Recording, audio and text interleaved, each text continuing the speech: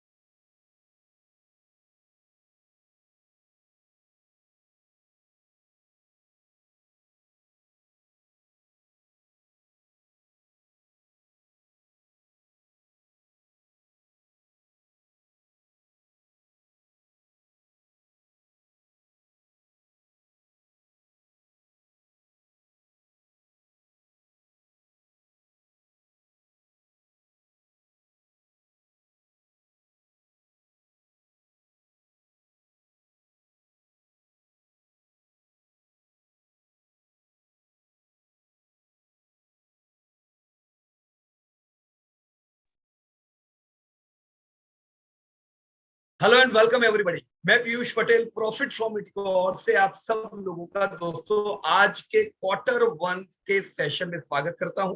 दोस्तों ये जो पूरी सीरीज है, ये सीरीज में हमने majority of the top quality companies from growing industries पे दोस्तों रिसर्च किया और इसी रिसर्च को आपके साथ प्रेजेंट किया।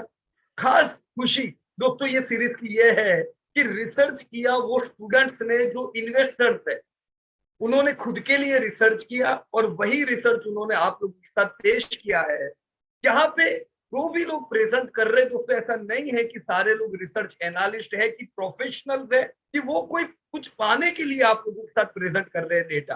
दोस्तों ये एक ट्रेनिंग इंस्टीट्यूट है, स्टूडेंट्स रिसर्च करते हैं और इसका लाभ दूसरे लोग ले सकते हैं। तो मैं डिस्क्लोजर पहले बता दूं दोस्तों, जो भी डेटा डिस्कस करेंगे हो सकता है इनके पास हो सकता है ना भी हो, राइट। हमें कोई भी डिसीजन लेने से पहले प्रॉपर वे में डेटा को चेक करना चाहिए। तो दोस्तों हम इस सीरीज की आज आखिरी मोड पे है, ये 9वीं मीटिंग है दोस्तों आज के दिन की।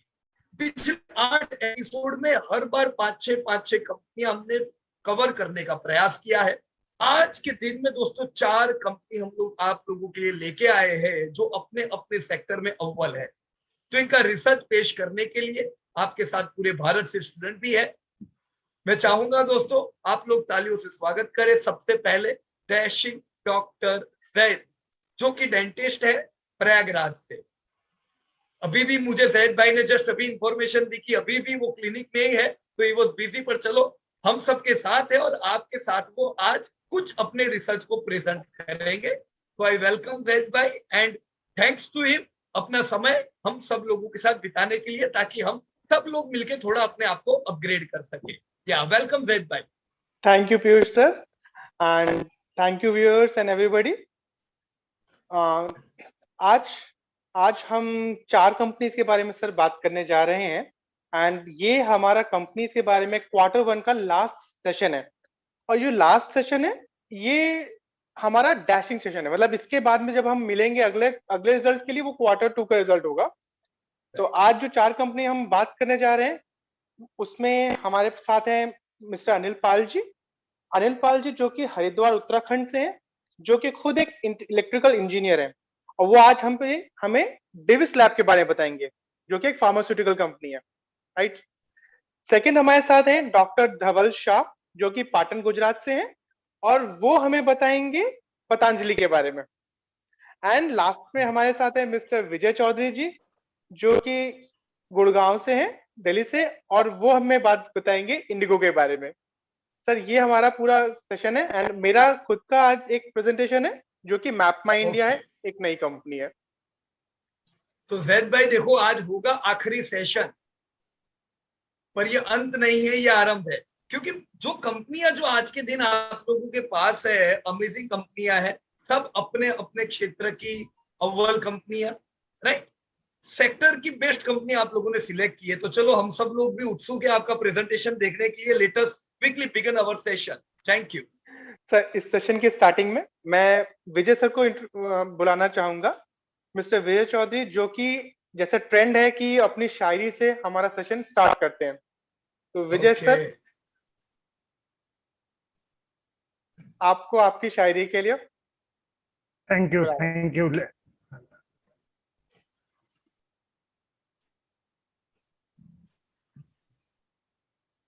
विजय सर। हाँ सर, एक सेकंड, एक सेकंड। उसके बाद किनका प्रेजेंटेशन है जैद भाई? सर विजय भाई के बाद? हमारा प्रेजेंटेशन जो स्टार्ट होगा अनिल पाल जी से, जो कि डिविस लैब पे बात करेंगे। ओके, तो चलो, फार्मा जो कि बहुत ही वीक है पोस्ट कोरोना, है ना? यस सर, एंड ये वो तो था कि जो कोविड के दौरान दौड़ रहा था, सब लोग इसमें घुसे जा रहे थे राइट, पूरे फार्मा सेक्टर सही में, कि बात है, फार्मा तो चलेगा ही चलेगा। राइट। एंड देन अभी बहुत से लोगों ने ऊपर लेके नीचे फंसे, ऊपर लेके फंसे हुए हैं, उनको समझ नहीं आ रहा कि वो एग्जिट करे कि पड़े रहे। राइट, तो तो यही ये बहुत लर्निंग होती इंपॉर्टेंट है, बराबर ना? अभी क्या करें, ये सबके दिमाग में क्वेश्चन है कि अब जब फार्मा ओवरऑल इंडिया में, वैसे देखा जाए तो अभी लेटेस्ट आईआईपी के डेटा आए, डिग्रोथ कर रहा है, राइट? वर्ल्ड वाइड ट्रबल चल रहे, तो अनिल भाई बहुत अच्छा गाइड करेंगे कि हमें डिविज में क्या करना चाहिए, राइट? या है।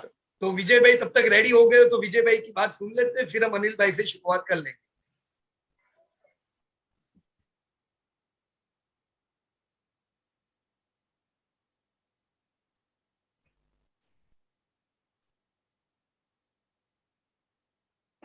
विजय सर।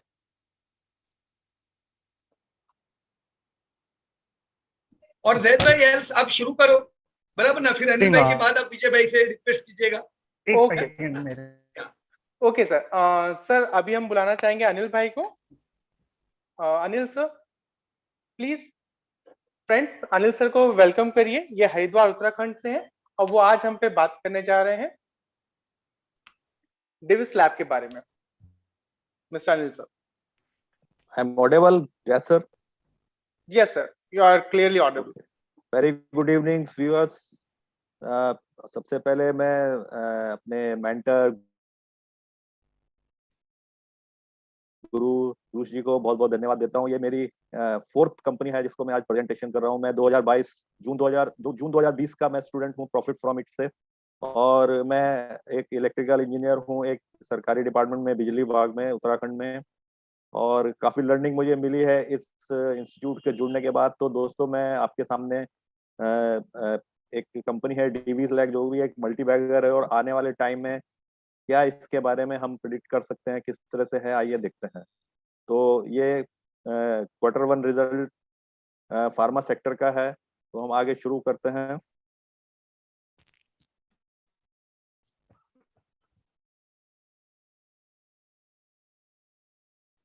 दोस्तों, फार्मा सेक्टर के बारे में बात करें तो इंडिया जो है वो एक ग्लोबली पोजीशनिंग में बहुत अच्छी जगह पे एंजॉय कर रहा है। और जो ये कंट्री है ये काफी लो कॉस्ट में जो भी ड्रग्स है या बल्क ड्रग्स है वो प्रोड्यूस करती है, और इसका एक बहुत बड़ा पूल है साइंटिस्ट और इंजीनियर का, जिसकी वजह से इनका हमेशा एडवांटेज रहता है। और अभी आप देखेंगे तो इंडिया की तरफ से कोविड का हो या चाहे एड्स की दवाइयाँ हो, उसमें कम से कम 80% का लगभग ये कंट्रीब्यूशन इंडिया की तरफ से आता है। और हिंदुस्तान की तरफ से, गवर्नमेंट ऑफ इंडिया की तरफ से नेशनल हेल्थ मिशन और आपका प्रधानमंत्री स्वास्थ्य सुरक्षा योजना और आयुष्मान योजना, ये सब चीजें जो हैं जो इस सेक्टर के लिए काफी आने वाले टाइम में ग्रोथ क्रिएट कर सकती हैं। तो अगर हम देखेंगे आगे तो इसका जो ग्रोथ है वो लगभग आपके यूएस बिलियन डॉलर में 2021 में 4.42 था, 2024 में 65 होगा, और 2030 में लगभग 130 यूएस बिलियन डॉलर के आसपास इसका ग्रोथ होने वाला है। आगे देखेंगे तो दोस्तों देखेंगे कि इसमें सन फार्मा सबसे बड़ी कंपनी है, डीवी सेकंड नंबर पे है, सिप्ला थर्ड नंबर पे है, और डॉक्टर रेड्डी और फॉलो अप में काफी सारी कंपनियां हैं जो कि इन सब ग्रोथ को कंट्रीब्यूट करेगी। इस सेक्टर का टोटल मार्केट कैप करीब 110 11 लाख करोड़ के आसपास है। और आगे देखेंगे तो मार्केट शेयर में फार्मस जो ये सन फार्मा है, ये सबसे बड़ा शेयर मार्केट लेके बैठा हुआ है, डीवीज लैब सेकंड और सिप्ला थर्ड नंबर पे। अब हम कुछ हिस्टोरिकल डाटा में बात करेंगे इस फार्मा सेक्टर के बारे में। तो आप देखेंगे कि पिछले 5 साल से लगभग इनका जो कंपनी का सेल्स है वो किस तरह से हम आगे डाटा के हिसाब से देख सकते हैं। तो इसमें सन फार्मा सबसे आगे है और डीवीज लैब सेकंड नंबर पे है। डीवीज लैब जो है कि आने वाले टाइम मतलब आज की पोजीशन के हिसाब से इन्होंने कैपेक्स वगैरह कुछ किया है और कुछ इनके जो ग्लोबल रीजनिंग है जिसकी वजह से इनकी सेल्स में थोड़ा सा इम्पैक्ट दिख रहा है आपको। आगे डाटा से चेक करेंगे कि हम इसमें और आगे क्या देख सकते हैं। और Cipla, doctor Reddy, Torrent pharma वगैरह ये सबका आपको यहाँ पे डाटा अवेलेबल है। अब हम ग्रोथ की पैट की बात करेंगे, प्रॉफिट की, तो इसमें सन फार्मा 3,272 करोड़ और डीवीज लैब 296 करोड़ प्रॉफिट कमाती है।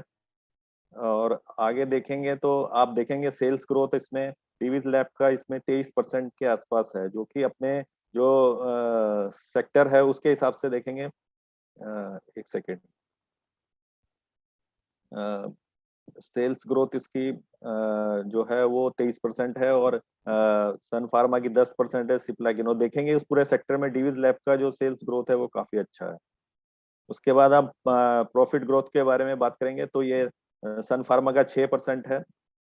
उसके बाद डीवीज लैब 36% है। तो आप देखेंगे कि इसका जो प्रॉफिट ग्रोथ है वो बहुत ही शानदार है। तो आने वाले टाइम में इसके ऊपर काफी एनालिसिस करके इसके ऊपर आगे बात करेंगे। अब हम रेशियो एनालिसिस, किसी भी कंपनी या किसी भी सेक्टर को समझने के लिए हमारे पास कुछ एक सेट पैरामीटर हैं जिसको हम चेक करते हैं कि आगे हम इस कंपनी के बारे में किस तरह से पढ़ सकते हैं। तो ग्रो इसमें हम सबसे पहले लिक्विडिटी रेशियो देखेंगे। लिक्विडिटी रेशियो में सबसे पहले जो आएगा नेट प्रॉफिट मार्जिन। तो नेट प्रॉफिट मार्जिन में अभी फिलहाल जो सबसे हाईएस्ट पे है वो ग्लैंड फार्मा, मगर ये एक छोटी कंपनी और नई कंपनी है। जाइडस लैब, इसमें भी अच्छी ग्रोथ है, ये भी एक छोटी कंपनी है। मगर अगर आप जाइंट की बात करेंगे तो सन फार्मा इसमें 8.5 और डीवीज 3.3% का नेट प्रॉफिट मार्जिन कमा रहे हैं। अब हम इसमें शॉर्ट टर्म में अगर हम देखते हैं कि किसमें कंपनी में कहीं ऐसा तो कोई इशू नहीं है कि वो लिक्विडिटी के बारे में या इस तरह की चीजों में कोई प्रॉब्लम तो नहीं होगी। तो इस करंट रेशो जिसका जितना ज्यादा होता है उतना अच्छा है। तो इसमें देखेंगे डीवीज लैब जो है वो 7% का करंट रेशियो मेंटेन किए हुए है और जो ग्लैंड फार्म है वो 10%, बाकी सब काफी नीचे हैं इसके। अब हम सॉल्वेंसी रेशो के बारे में बात करेंगे। सॉल्वेंसी रेशो में सबसे पहले आईसीआर है, इंटरेस्ट कवरेज रेशो, के अपने डेट के हिसाब से वो कंपनी कितनी कैपेबल है अपना कोई भी डेट कंप्लीट करने के लिए। तो इसमें डीवीज नंबर 1 पे है, 4458 करोड़ रुपए का इसका आईसीआर है। इतने गुना ये अपने डेट को रीपे कर सकते हैं। उसके बाद हम डेट टू इक्विटी देखेंगे तो पूरे इंडस्ट्री का अगर आप देखें एवरेज तो 20% का है। और इसमें डीवीज का देखेंगे आप, ये बिल्कुल डेट फ्री कंपनी है। 0% के मामले में 0% इसका डेट टू इक्विटी रेशियो है। और आगे इसमें देखेंगे टोरेंट फार्मा, इसका सबसे ज्यादा है 67%। उसके बाद डेप्ट रेशियो देखेंगे, इसमें भी देखेंगे कि कंपनी जो है डीवीज 12% लेके बैठी हुई है और सन फार्मा 27%। इसमें भी टोरेंट फार्मा सबसे आगे है, यानी कि इसकी जो डेप्ट रेशियो है काफी खराब है। तो इसमें डॉक्टर रेड्डी का 4% है। और आगे देखेंगे हम तो इसमें हम प्रॉफिटेबिलिटी रेशियो के बारे में बात करेंगे। प्रॉफिटेबिलिटी रेशियो में सबसे पहले हम आपका रिटर्न ऑफ इक्विटी आती है, यानी कि आपके कंपनी जो कमा रही है उसके ऊपर और कितना पैसा वो जनरेट करके देती है। तो इसका जो एवरेज है वो करीब 14% का है इंडस्ट्री का। और इसमें डीवीज 25% आपको रिटर्न ऑफ इक्विटी देती है, जो कि एक बहुत ही हेल्दी और बहुत ही बढ़िया साइन है एक अच्छी कंपनी के लिए। आगे देखेंगे तो हम return of paid up equity, यानी कि जिन शेयर होल्डर्स ने अपना पैसा लगाया था वो आज कितने गुना हो चुका है। तो आप देखेंगे डीवीज लैग इसमें 56% के करीब पैसा इन्होंने जनरेट करके दिया है। और ग्लैंड फार्मा, जैसे मैंने पहले बताया था, एक छोटी कंपनी है। एल्केम लैब का भी अच्छा है, 70%, 70 के आसपास। जो इसका इंडस्ट्री का एवरेज है वो 32 है। रिटर्न ऑन एसेट, यानी कि कोई भी कंपनी अपने एसेट को कितने एफिशिएंटली यूज कर रही है, मतलब उससे कितना ज्यादा आपको ऑप्टिमम यूटिलाइजेशन हो रहा है। तो आप देखेंगे रिटर्न ऑन एसेट में डीवीज लैब 22% का अपना एक रेशियो मेंटेन की हुई है, जबकि इंडस्ट्री का एवरेज रेशियो इसमें 10% का है। आगे चलेंगे, थोड़ा बिहेवियर एनालिसिस के बारे में बात करेंगे दोस्तों। इसमें हम जो कंपनी को चूज किया है वो डीवीज लैब है, क्योंकि जो पीछे के डाटा के हिसाब से हमें डीवीज लैब काफी अट्रैक्टिव लग रहा है। अब हम डीवीज के बारे में जानेंगे तो इसके जो सीएमडी है मिस्टर सी मुरली देवी, ये चेयरमैन है इस डीवीज लेबोरेटरी के, और ये एक साइंटिस्ट हैं। और ये कंपनी जो है 1990 में चालू हुई थी। इनके 2 प्लांट हैं। और डीवीज जो है वो एक लीडिंग मैन्युफैक्चरर है एपीआई में, और लगभग 95 कंट्रीज को अपना एक्सपोर्ट करती है। इनके पास आर&डी टीम में करीब 400 लोगों की टीम है, और इन्होंने पिछले कुछ सालों में 150 करोड़ का आर&डी के ऊपर इन्वेस्टमेंट किया है। और अभी फिलहाल इन्होंने कैपेक्स भी पूरा किया है जो लगभग 1000 करोड़ का है। अब दोस्तों हम देखेंगे कि सेल्स का जो पिछले 20-21 साल का जो इनका परफॉर्मेंस है वो ये है कि आप 2001 में देखेंगे तो 197 करोड़ रुपए कमाते थे, जो आज की डेट में ये लगभग आपका मतलब लाइफ टाइम सेल्स इन्होंने इस बार लगाया है।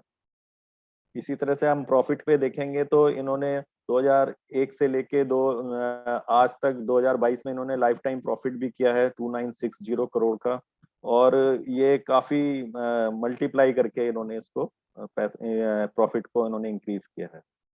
इसके बाद हम रिजर्व देखेंगे तो रिजर्व में हम आपको रिजर्व जो है वो 81 करोड़ से लेके आज की डेट में 11,675 करोड़ का इनको रिजर्व हो गया 2022 में।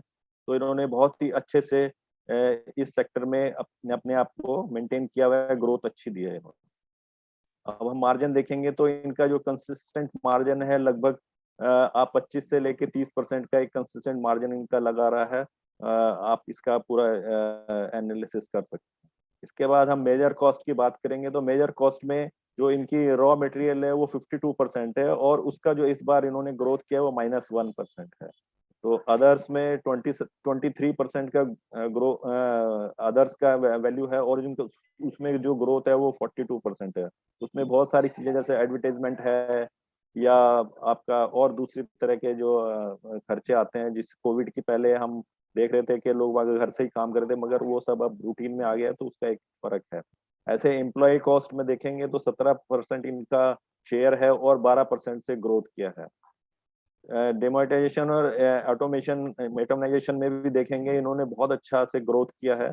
इसका जो टोटल 6% इसका शेयर है और 14% इन्होंने एक्स्ट्रा इसके ऊपर खर्चा किया, यानी कि इन्होंने अपनी कंपनी को काफी मॉडर्नाइजेशन की तरफ ले जा रहे हैं।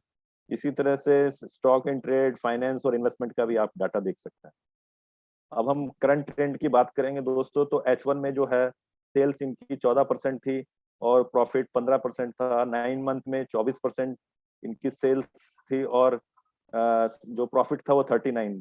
इसी तरह से एनुअल में इन्होंने बहुत अच्छा से ग्रोथ दिखा है। 29% की इनकी सेल्स रही और 49% इनका प्रॉफिट बढ़ा। ऐसे अभी जो Q1 का रिजल्ट आया है उसके हिसाब से हम देखते हैं तो ग्रोथ थोड़ी डाउन हुई है, वो ग्लोबल रीजनिंग की वजह से, मगर फिर भी इन्होंने अपना प्रॉफिट का जो मार्जिन है वो बहुत अच्छा रखा हुआ है 26%। इसी तरह से अगर हम पीछे के इन चारों क्वार्टर का अगर एस्टिमेट लगा के देखते हैं, जैसे कि पीयूष सर ने हमें समझा रखा है, बता रखा है, तो देखेंगे कि जो आने वाले टाइम में सेल्स जो है वो 23% से एक्सपेक्ट कर सकते हैं और जो ग्रोथ है 43%, यानी कि यहाँ पे इनकी प्रॉफिट मार्जिन अभी भी काफी अच्छा मेंटेन किया हुआ है।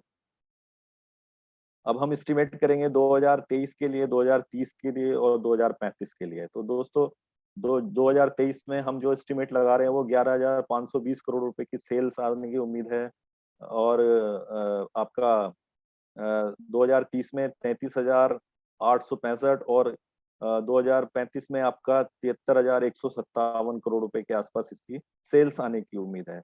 इसी तरह से प्रॉफिट का भी यहाँ पे हमने एस्टिमेट लिया हुआ है 4,416 करोड़ रुपया इसका 2023 में, 2030 में 13,254 करोड़ और 2035 में प्रॉफिट बम्पर हो जाएगा इनका 29,58 करोड़।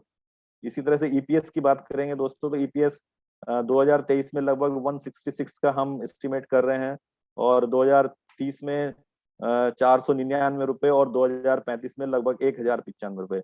अब हम फेयर वैल्यू की बात करते हैं दोस्तों, तो फेयर वैल्यू में हम देखेंगे कि 2023 में इसका जो फेयर वैल्यू है वो 5,204 रुपए आ रहा है, 2030 में 15,618 रुपए और 2035 में 34,242 रुपए।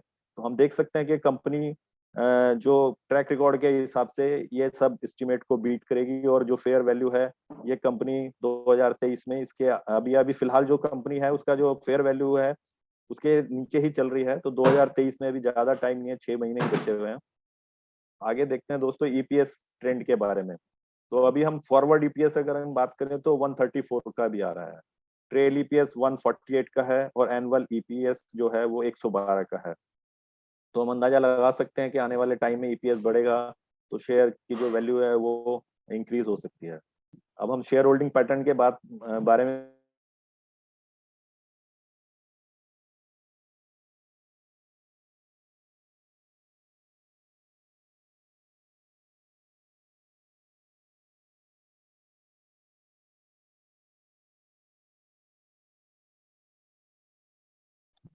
नेट नेट में थोड़ा इश्यू लगता है अनिल भाई, है ना जैद भाई, कनेक्टिविटी में? हाँ, मे बी कनेक्टिविटी में कोई प्रॉब्लम आया है। Right, we should wait yeah for some just time. Correct.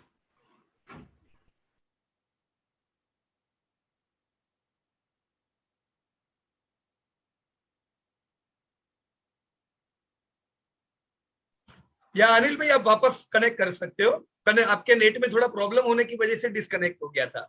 Right, no problem, you can continue again, पर वो शेयर करना पड़ेगा आपको वापस।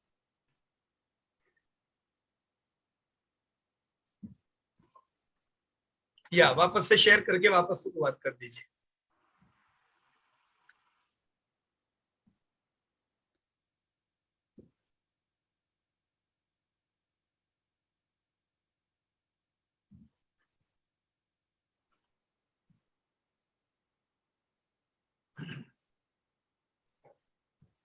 या अभी हो गया अनिल भैया, अभी शेयरिंग आ गया है, ग्रेट। आपका लेकिन आवाज बंद है अनिल भाई, आप म्यूट मोड पे हो।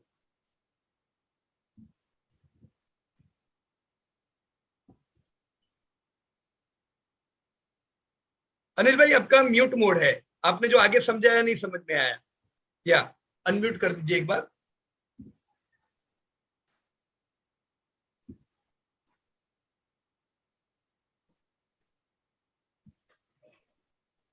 अब ठीक है सर, आ रही है आवाज? यस यस, अभी क्लियर है, यहाँ से आप वापस समझा दीजिए, है ना। दोस्तों अब हम टेक्निकल चार्ट के बारे में बात करेंगे। डीवीज लैब का जो टेक्निकल चार्ट है वो हमें ये बता रहा है कि हमें इसको 50 मेमा के आसपास, जो कि लगभग 3165 रुपए है, यहाँ पे इसको कंपनी को एक्यूमुलेट करते रहना है। और इसका जो टारगेट है वो करीब 5200 रुपए है, जो कि हम एक्सपेक्ट कर सकते हैं कि अगले साल तक आने की उम्मीद है, क्योंकि पूरा जो सेक्टर है ये थोड़ा सा ग्लोबली प्रॉब्लम की वजह से थोड़ा सा म्यूट चल रहा है। तो हम यहाँ पे एक्यूमुलेट कर सकते हैं।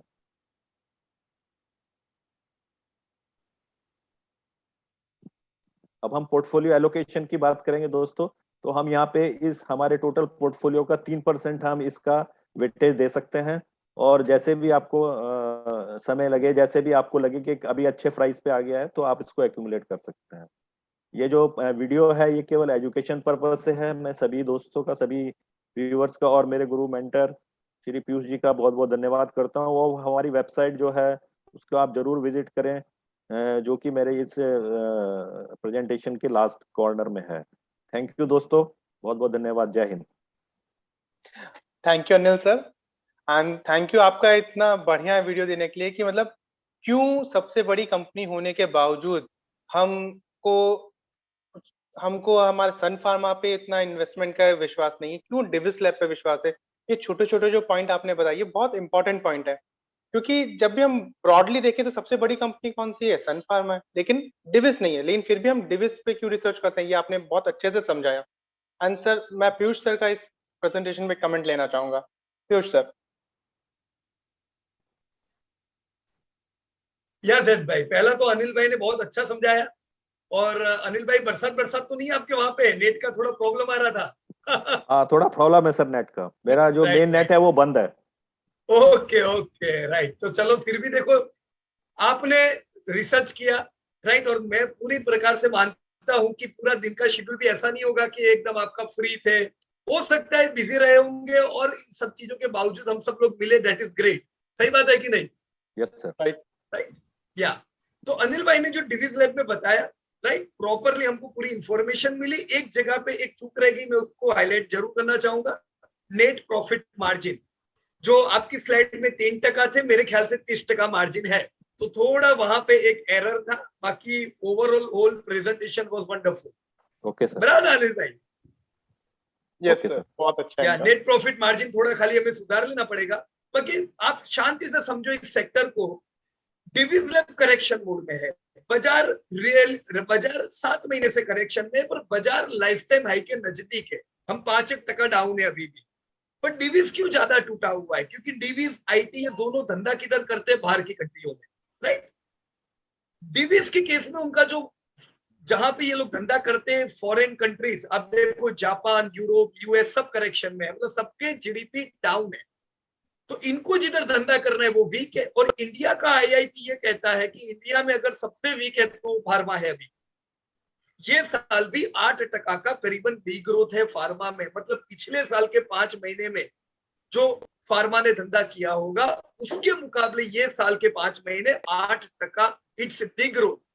वो डी ग्रोथ होने के बावजूद भी क्या डिविस का डी ग्रोथ था?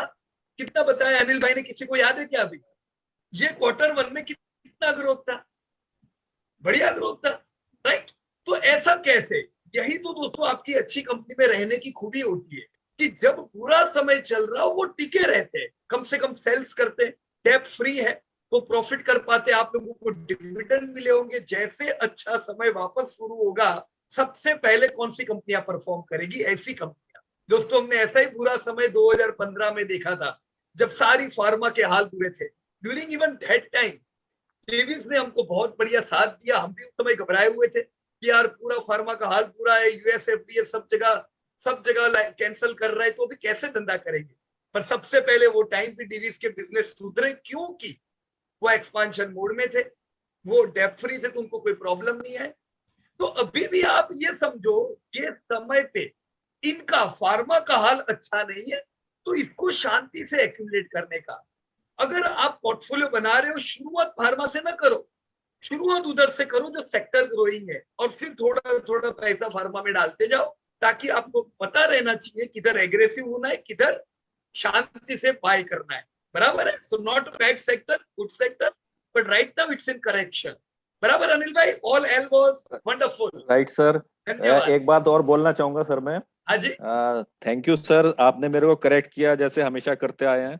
कुछ उसमें 30% का शायद वो जीरो निकल गया है वहां से, तो always thankful to you sir, so nice of you.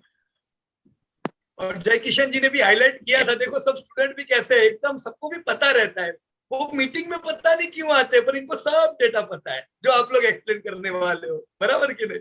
Great, thank you जय किशन जी। इसी प्रकार से ध्यान रखते जाइए, एरर हो सकती है, इट्स ऑल राइट। बराबर ना? पर आप भी अगर ऐसे नोट कराओगे तो ये हम सबके लिए उपयोगी रहेगा।